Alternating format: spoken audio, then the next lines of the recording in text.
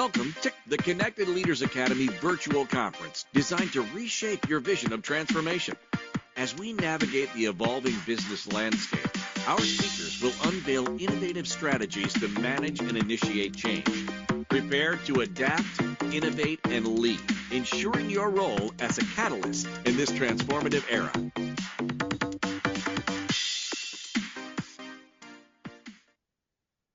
All right.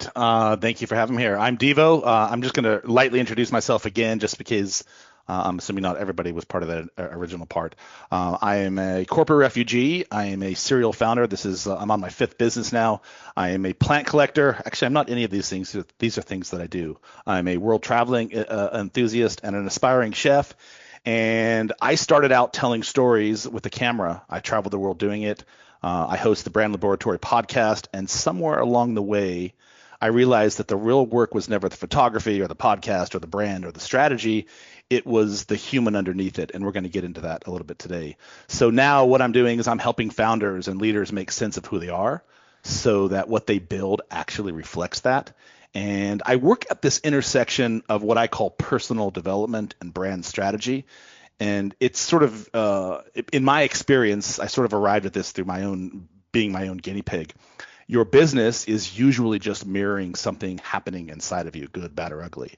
And it's really a situation of whether you have taken the time and the awareness to actually look at that. So my God-given gift is pattern recognition and language, and I help people articulate what they are already feeling deep inside and maybe have not been able to name yet.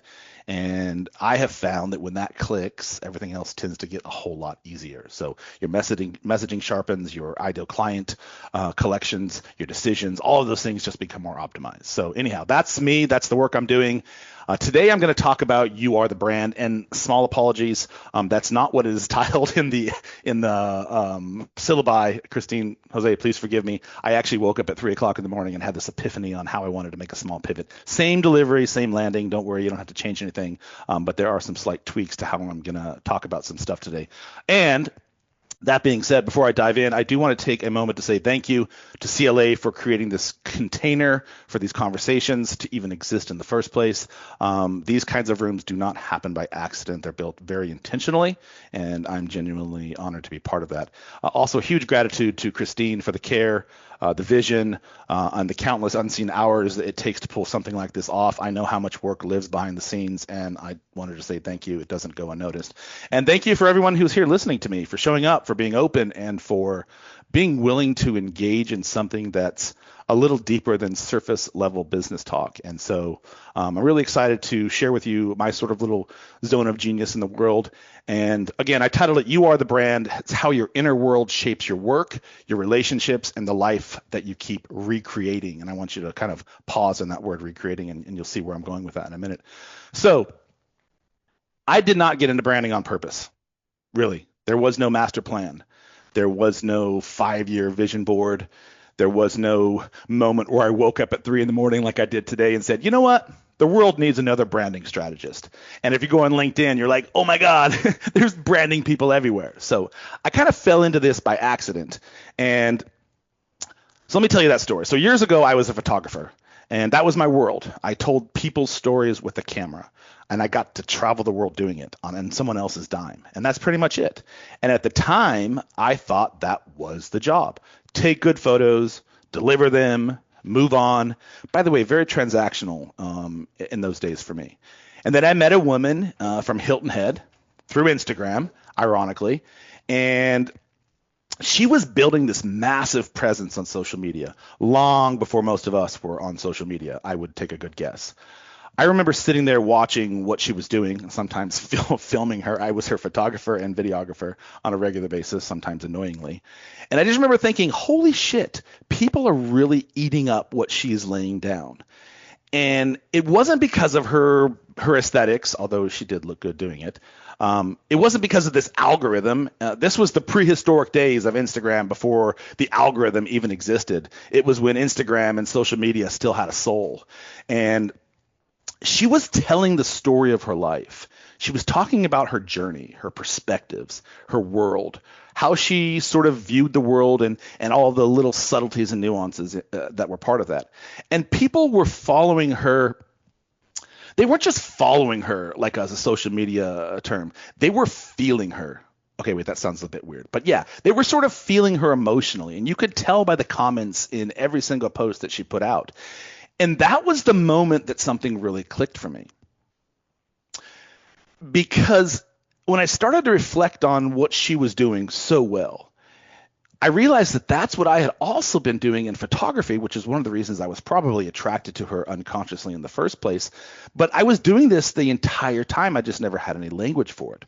And I realized the more I reflected on this and journaled about it and sort of thought about how I got into this position, people didn't hire me because I was some extraordinary photographer. And if we're being honest, truthfully, I was a pretty average photographer, technically speaking. I do have some gifts, but technically speaking, if you were to put me in a room with photographers, they would laugh me out of the room. But what I was good at, what I was better at than most people I encountered, was seeing the big picture of the situation. I'm very intuitive. I could feel where people were and are emotionally. I could meet them where they were, and I would draw them out and make them really comfortable in front of my camera and tell their story through my lens, and that became my magic sauce. And I just didn't realize that that's what I was doing at the time. I didn't have any language for this. I just kept seeing this pattern sort of reoccurring, and why people were hiring me. And they would literally come to me and say, I saw this photo, I saw that image, I saw that thing you put on Instagram, and I just love how everybody felt so natural and charismatic and having fun, and that was the key. So side note here, I just want to pause. Psychologists have long known that humans don't experience life as a series of events per se. We experience it as a story, as an identity itself, as sort of a narrative that we're living inside. So I want to repeat that. So we experience life as a story and the identity of the narrative that we live inside. So I just kind of want to let that land for a second. And if you want to take some notes on that, we can digest that a little bit further perhaps. But once I saw that connection, once I saw that, felt that, and understood that clearly, I couldn't unsee it. And so what I started to do is I started to experiment. I took what I had learned from my partner. I took what I had learned in establishing my own presence, and I started experimenting.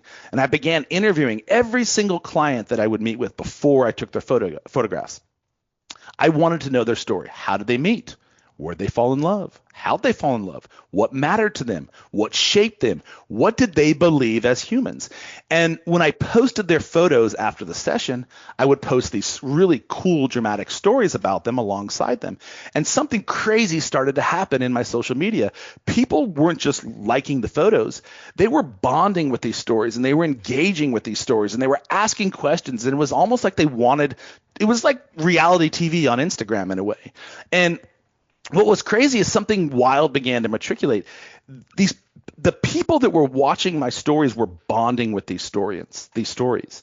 And my social media audience started to grow fast. My engagement exploded. People commented like they actually knew the couple. This is before Instagram implemented these crazy algorithms. And what they wanted was more stories. They ate them up. And the thing about stories that's so fantastic and so powerful is stories create an emotional connection. Deep down inside, that's what binds us to everyone else. Everyone that's listening to this conference, everyone that's joined this conference, everyone that's met Jose or Christine or anyone else for that matter, you connect with those people based upon the stories that we tell, because story creates this identity, and it gives meaning, it gives depth, it gives safety to everything that we experience. And at the time, I sort of thought, maybe this is just good marketing, right? These are all like post-game inflection points, right?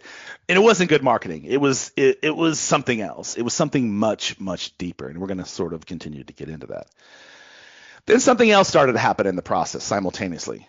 Clients whose weddings I had traveled the world or photographed their weddings locally, these people that I had already established these relationships with, they started reaching out to me because they also own businesses, and they wanted brand content.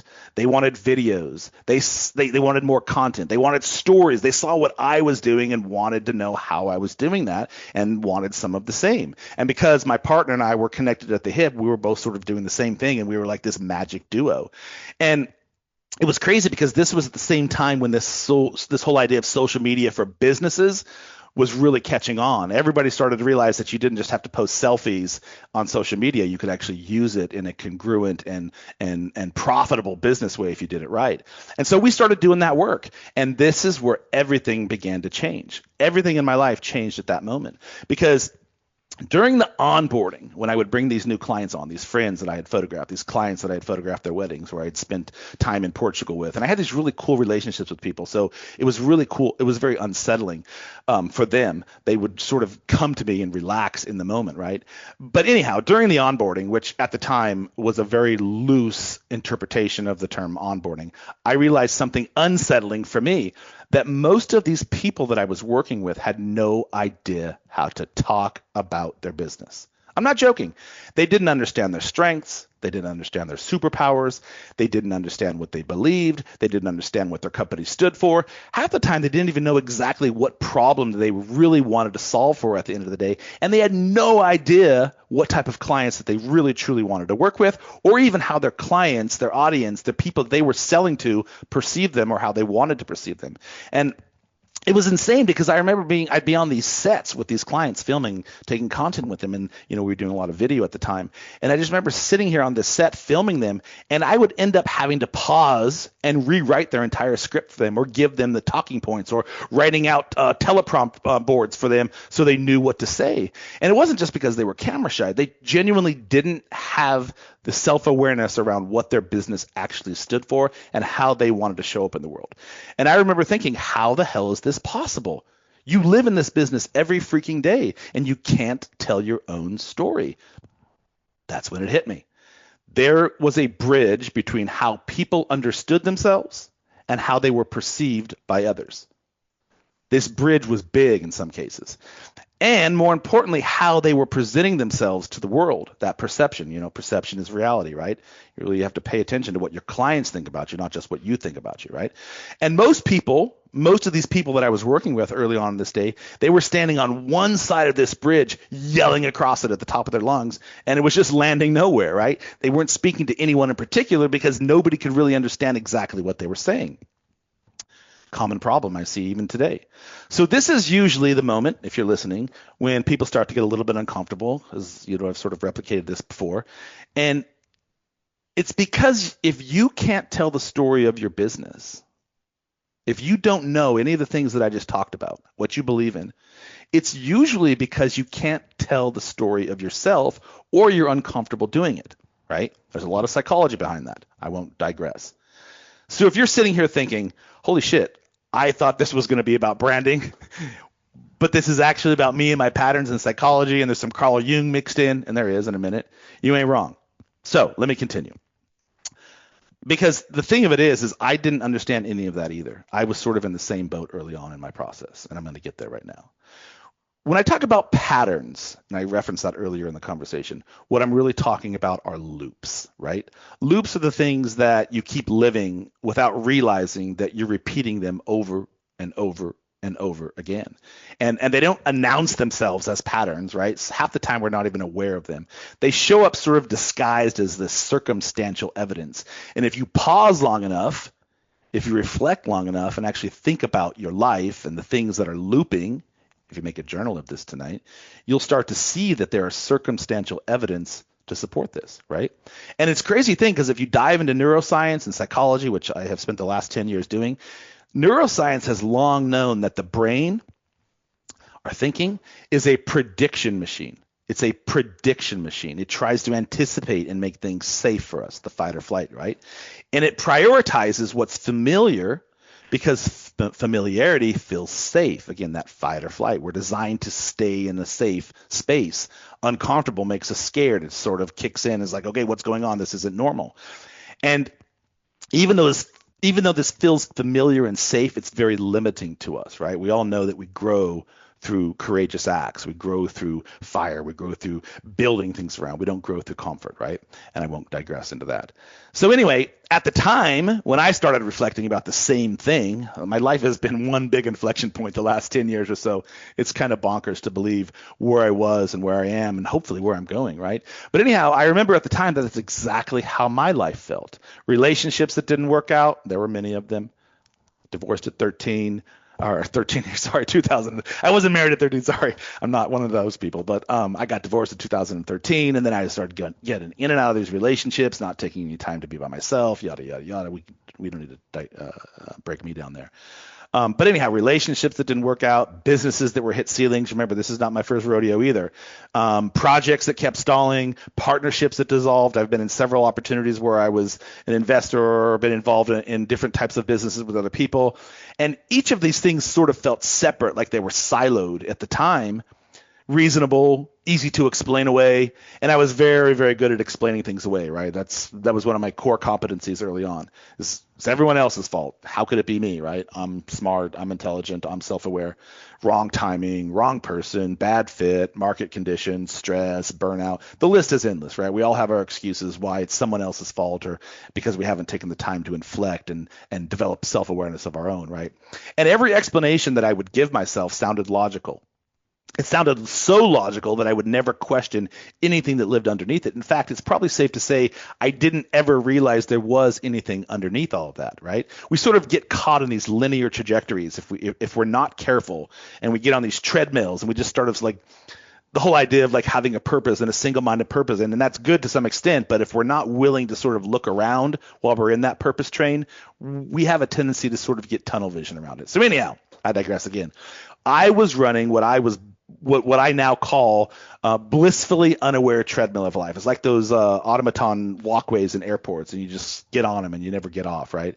And it's just kind of crazy because once you get on those treadmills, you sort of get into these patterns again. You stay busy, you stay productive, you keep moving forward facing, always moving, always building, never slowing down long enough to notice that there are themes, the same looping themes, that are showing up in different forms over and over and over. And from the outside, social media now, things look just fine. Some would even say that things were quite successful. I was making money, I was building client bases, but from the inside, for me, deep down inside, something felt off. And it wasn't enough to sort of stop me to sort of have that inflection at the time, but it was enough to kind of linger. You ever get those itches in your ears and you can't quite define where they're coming from, but there's like this slight little itch, maybe it's just me, but you can't get the scratch out, right? And so I didn't stop, I just kept going, right? And what ensued was sort of similar to what I just explained. My relationships kept following familiar rhythms. My businesses grew, but only to a certain point. I kept hitting these ceilings, financial, emotional, client-wise, etc. I was attracting the wrong type of people into my business. The same emotional friction kept showing up in different rooms with different faces. And the funny thing about it is this doesn't just pertain to your business. This is all over the place. This is a holistic impact from how you show up in personal relationships to how you show up as a parent to how you show up to your romantic partner to how you show up in business, to your business partners, to your clients. All of these things, this same emotional friction just kept showing up, and you have limited outputs when that happens, right? And so instead of seeing a loop, again, this is back on me, instead of seeing this loop, I just kept treating it like a series of isolated failures. And there's like, we don't need to unpack that, but I kept sort of not understanding why these things kept happening. And it wasn't until much later, right? I'm going to fast forward a few years. After a lot of repetition, a lot of exhaustion, a lot of quiet disappointment, a lot of therapy. I have a lot of therapy friends. I don't know if that's good or bad, but I do have a lot of therapy friends. And I started hiring personal coaches. This is how I got into the coaching space. I had never had a coach before. And I won't go into too many details on this, but I never had a father in the sense of a traditional father. My father was very abusive, and we'll go into that in a minute. So I never really had any male figures or mentors in my life. And so I started doing all of this self-work and hiring coaches and getting into therapy. And I literally did everything. You name it, I've done it, from astrology to human design to Enneagrams to, again, therapy. But I've literally explored everything, all in this perpetual, persistent quest to unpack who I am and how I show up in the world and what I believe the world to be, and then spending ardent, disciplined time to re-engineer that and reprogram that. And I'll get into that in a second. And at first, we can sort of take a step back from that for a second, and then we can look at all that and we say, oh, maybe we're just unlucky, or maybe we're just, we're destined to be poor, or maybe we're destined to not have friends, or maybe we're destined to not have good relationships. But the problem is that if you don't examine what that means and what all of those implications that are happening in your life in these recurring loops, whether it's scarcity, whether it's imposter syndrome, whether it's financial, the inability to break through a financial ceiling, if those stay unexamined, you're never going to have an opportunity to address them and grow, right? And again, everything that happens inside here is a reflection to everything you're experiencing out there. And we'll get into that in a second. One of my favorite authors and psychologist, Carl Jung, if you haven't read him, I'm sure you've heard of him. He says, until you make the unconscious conscious, it will direct your life and you will call it fate. I was calling everything that was happening to me fate because I had never had anybody break this down in a existential, esoteric capacity for me so that I could really understand what life was all about. And what happened is that realization, when I started doing this work, when I started hiring these coaches, when I started doing this therapy work, when I started journaling, when I started establishing these morning rituals and these afternoon patterns and spending more time on understanding me and how I operated, the realization hit me and the blame game for me stopped. That was the first time in my life, and I can remember the moment where I had an experience, and I get a little bit emotional, but I had an experience where prior to that I would have pointed fingers. And I just remember thinking, bro, your coach said something to you recently that you always have a choice in how you respond to every situation. How are you going to respond right now in this situation? And I could have gone one of two ways. I could have gone reverted to old Deevo, or I could have said, let's take a new Renaissance, more proactive approach and see if we can change the inflection here and change how I respond. Because in every single response you make, there is an infinite number of multiple choices that will present themselves to you. That is life, the meaning of life itself, right? And when I stopped asking, why does this keep happening to me? And started asking, what am I carrying into these situations? What's my role in all of this? What choices could I possibly make that are different than the ones I've made before? Everything began to make more sense to me. It was literally, you hear about those light bulb epiphany moments, and it wasn't just like one thing. It was like an ongoing light bulb. So anyway, the way I related to people, the way I worked, the way I pushed, the way I avoided, the way I tied my worth to performance, they all changed. And it was all rooted in this worldview that I had been carrying most of my life. And it was shaped by how I grew up in a highly dysfunctional and abusive home, how I learned to cope, how I learned to stay safe, how I learned to be valuable, etc. And without realizing it, I had built my entire life, my relationships, and everything began to change from that place the entire time forward. Unconsciously, unintentionally, but very, very consistently. And let me tell you, you don't exit loops by running faster. You exit them by becoming more aware that you're in one. And awareness is where change actually begins. So, programming doesn't announce itself. It quietly shapes how you move through the world, how you respond under pressure, how you handle conflict, how you handle boundaries, how you set price for your work, how you lead, how you relate. And for a long time, I believed I was choosing my patterns, but I wasn't. I was reenacting them. Gabor says that trauma isn't what happened to you, it's what happens inside you as a result. And once I saw that, I started seeing it everywhere.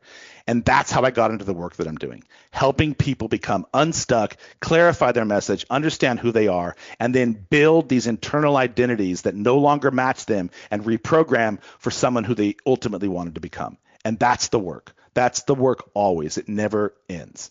So if you are at that inflection point where personal development and professional alignment intersect, your work will express who you are. Your brand carries your worldview. Your business marries your internal architecture. And everything you do internally is a reflection for how you show up outside in the world. Okay? I'm running out of time. I thought this was going to be a little bit shorter. If you would like to connect with me afterwards and talk about this further, happy to do that. And I have 15 seconds, so I'm being told that I have to get off the stage. I had more to this. Anyway, your brand no longer has to be forced. Okay? Think about that. You can emerge as...